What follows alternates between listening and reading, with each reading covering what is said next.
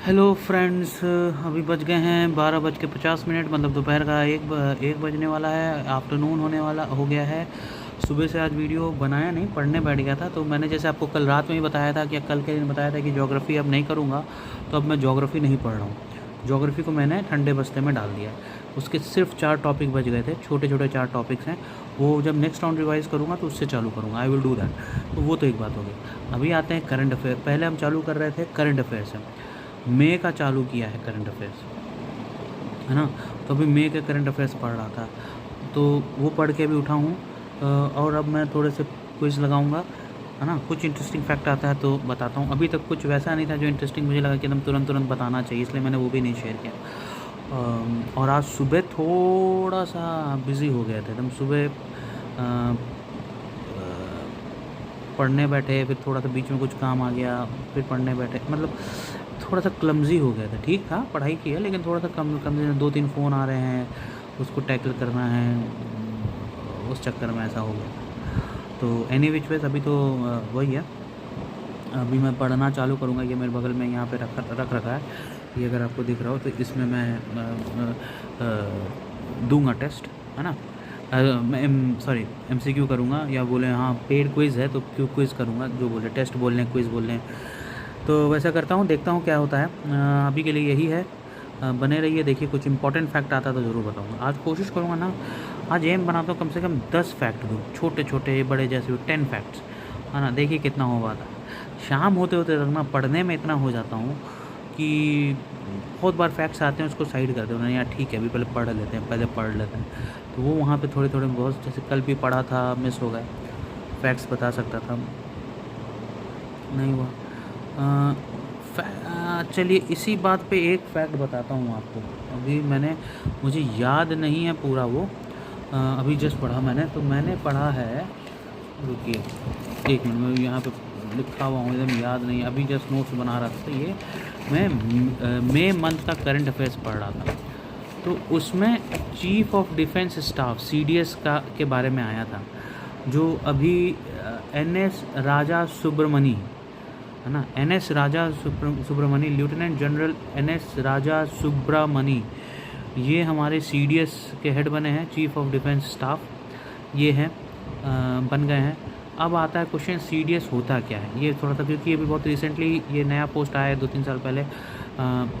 ये above all, ये मतलब आर्मी के हेड और नेवी और एयरफोर्स तीनों के हेड हो जाते हैं ये, है ना। चीफ ऑफ डिफेंस स्टाफ मतलब जितने भी तीनों डिफेंस, तीनों आर्मी, एयरफोर्स और नेवी, तीनों के स्टाफ के चीफ हो जाते हैं, है ना। तो ये कौन बने हैं, राजा सुब्रमणी, लेफ्टिनेंट जनरल राजा सुब्रमणी। अब बताते हैं सीडीएस होता क्या है एक्चुअली। ये इंपॉर्टेंट फैक्ट है, ये बड़ा इंटरेस्टिंग फैक्ट है। सीडीएस की का जो अपॉइंटमेंट है, उनका अपॉइंटमेंट एक कमेटी द्वारा होती है, जो कमेटी अपॉइंटमेंट कमेटी होती है ऑफ कैबिनेट, है ना। अपॉइंटमेंट कमेटी ऑफ कैबिनेट, जिसके चेयरपर्सन होते हैं प्रधानमंत्री जी, ठीक है। और ये आर्मी, नेवी और एयरफोर्स तीनों में से किसी को भी सिलेक्ट किया जा सकता है सीडीएस बनने के लिए। ऐसा नहीं कि सिर्फ आर्मी के बनते हैं, ये किसी को भी सिलेक्ट किया जा सकता है इन तीनों में से। इनका काम क्या होता है सीडीएस का, ये मिलिट्री अफेयर्स, डिफेंस मिनिस्ट्री में मिलिट्री अफेयर्स डिपार्टमेंट के ये हेड होते हैं, मिलिट्री अफेयर्स के, और एज ए सेक्रेटरी भी उस डिपार्टमेंट में काम करते हैं, ठीक है। ये रक्षा मंत्री के चीफ एडवाइज़र होते हैं, प्रिंसिपल मिलिट्री एडवाइज़र होते हैं, या चीफ एडवाइज़र बोल लिया जाए, बट टेक्निकल टर्म होता है प्रिंसिपल मिलिट्री एडवाइज़र, किसके, रक्षा मंत्री के। और ये एडवाइस उनको तीनों, आर्मी, नेवी और एयरफोर्स, तीनों के लिए ये एडवाइस कर सकते हैं, ठीक है। ये है, ये इनका मेजर काम होता है, ठीक है। तो ये है सीडीएस। अभी कौन बने हुए हैं, राजा सुब्रमणी, करेक्ट। तो ये एक इम्पॉर्टेंट फैक्ट था। चलिए अब आगे मिलते हैं, कुछ अच्छा फैक्ट आता है तो मैं आपको। हेलो फ्रेंड्स, वापस आप मुझे इसी पोजीशन पे देख रहे हैं। आज मैं लेटे ही पढ़ रहा हूँ, तो कुछ इम्पॉर्टेंट फैक्ट्स छोटे छोटे जो मुझे को याद आ रहे हैं मैं आपको बता देता हूँ। भी मैंने जैसे आपको बोला कि मैं अभी एमसीक्यू पढ़ रहा हूँ, या फिर क्या बोलता हूँ कि क्विज़ लगा रहा था, तो क्विज़ में मैं बताता हूँ। एक बुक है जिसका नाम है the test of my life. The test of my life, इस बुक को लिखा है युवराज सिंह ने, याद रखिए युवराज सिंह ने, है ना। एक all India home rule league था 1919 में एनी बेसेंट और लाला लाजपत राय द्वारा बनाया गया था। वो 1920 आते आते तक, सॉरी 1917 में बनाया गया था, 1920 आने तक उसने अपना नाम चेंज करके बना लिया था स्वराज सभा। उसका नाम चेंज हो गया था, क्या हो गया था? स्वराज सभा, करेक्ट है ना।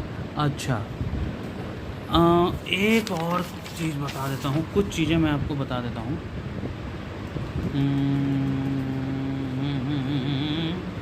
हाँ, एक कमीशन है जिसका नाम है बटलर कमीशन, बहुत फेमस कमीशन है। कानपुर में एक शायद कॉलेज भी हार्डकोर बटलर टेक्निकल यूनिवर्सिटी करके एक है, इंजीनियरिंग कॉलेज है।